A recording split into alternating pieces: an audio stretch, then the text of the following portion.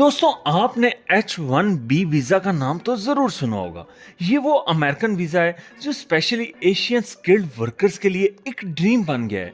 लेकिन क्या आपने कभी सोचा है कि हर साल हमारे मुल्क के बेस्ट टैलेंट्स जिसमें doctors, engineers, scientist H1B visa लेकर दूसरे मुल्कों की इकोनॉमी को बिल्ड करते हैं और रिजल्ट हमारा मुल्क पीछे रह जाता है।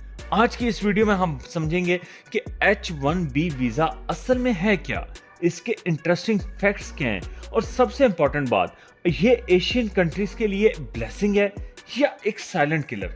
चैनल को सब्सक्राइब नहीं किया तो सब्सक्राइब करके बेल आइकन को भी क्लिक कर दें ताकि आपको आने वाली वीडियोस का नोटिफिकेशन मिलता रहे। H1B एक टेम्परेरी वर्क वीजा है जो यूनाइटेड स्टेट्स इशू करता है हाईली स्किल्ड प्रोफेशनल्स के लिए।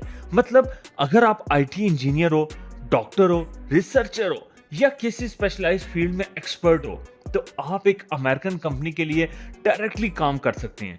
हर साल सिर्फ 85,000 वीजास इशू होते हैं और डिमांड लाखों की होती है, इसलिए ये एक लॉटरी सिस्टम पर चलता है। जो सिलेक्ट हो गया उसका कैरियर सेट और जो मिस कर गया उसके लिए वेट फॉर नेक्स्ट ईयर। सबसे इंटरेस्टिंग फैक्ट ये है कि इन 85,000 वीजास का 70% तक इंडिया से ही चला जाता है। मतलब silicon valley, Microsoft, Google, Amazon, इनकी वर्कफोर्स का बड़ा हिस्सा एशियन से ही बन रहा है। दोस्तों हर साल लाखों एप्लीकेशंस आती हैं, लेकिन लॉटरी सिस्टम के जरिए डिसाइड होता है कौन सिलेक्ट होगा। मतलब लक भी बहुत मैटर करती है, लेकिन इस वीजा पर काम करने वाले ज्यादातर आईटी सेक्टर के होते हैं और इंटरेस्टिंगली इंडिया से आने वाले लोग इस वीजा होल्डर में सबसे ज्यादा होते हैं। कुछ सालों में तो 70% से भी ज्यादा H1B वीजा सिर्फ इंडियंस के पास था और ये वीजा इनिशियली 3 इयर्स के लिए होता है और एक्सटेंड करके 6 इयर्स तक किया जा सकता है। उसके बाद अगर एम्प्लॉयर चाहे तो ग्रीन कार्ड प्रोसेस स्टार्ट होता है।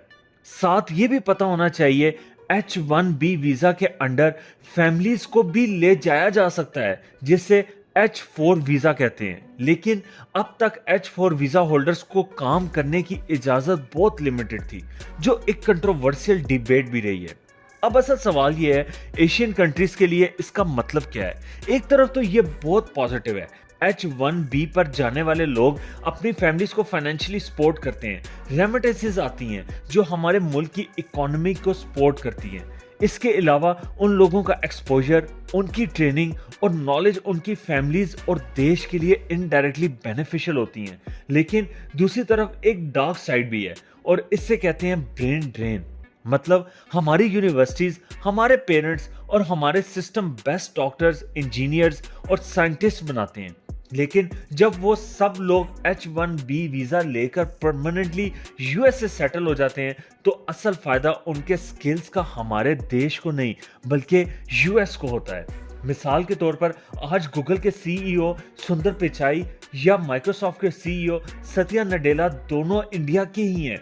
अगर ये लोग इंडिया में रहते और अपना टैलेंट वहां इन्वेस्ट करते तो शायद इंडिया की अपनी सिलिकॉन वैली होती। यहाँ एक और सोचने वाली बात है, हमारी गवर्नमेंट्स इस चीज पर कितना फोकस करती हैं।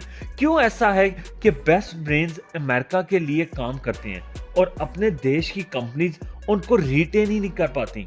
क्या हमारी गवर्नमेंट्स को पॉलिसीज बनानी चाहिए कि स्किल्ड लोगों को अपने मुल्कों में अपॉर्चुनिटीज मिलें ताकि H1B पर सिर्फ माइग्रेशन हो बल्कि रिवर्स माइग्रेशन भी शुरू हो।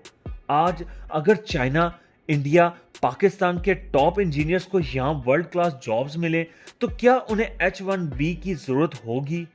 सोचने वाली बात है कि हमारी क्रीम का फायदा कोई और उठा रहा है और हम सिर्फ रेमिटेंसेस पर खुश हैं। दोस्तों H1B वीजा एक तरफ अपॉर्चुनिटी है और दूसरी तरफ एक वार्निंग भी है। अपॉर्चुनिटी इसलिए क्योंकि ये एक मिडिल क्लास एशियन फैमिली के लिए लाइफ चेंजिंग हो सकती है, और वार्निंग इसलिए क्योंकि जब हमारे बेस्ट माइंड्स परमानेंटली दूसरे मुल्कों के लिए काम करते हैं तो हमारे मुल्कों का ग्रोथ स्लो हो जाता है। आपको क्या लगता है, H1B वीजा को एक गोल्डन चांस मानना चाहिए या एक ब्रेन ड्रेन? क्या हमारी गवर्नमेंट्स को पॉलिसीज चेंज करनी चाहिए ताकि बेस्ट टैलेंट अपने देश में ही सर्व करे? कमेंट बॉक्स में अपना ओपिनियन जरूर शेयर कीजिएगा और फैक्ट्स के और इंटरेस्टिंग वीडियोस के लिए सब्सक्राइब करना ना भूलिएगा। अपना, अपने प्यारों का और अपने मुल्क का ख्याल रखिए।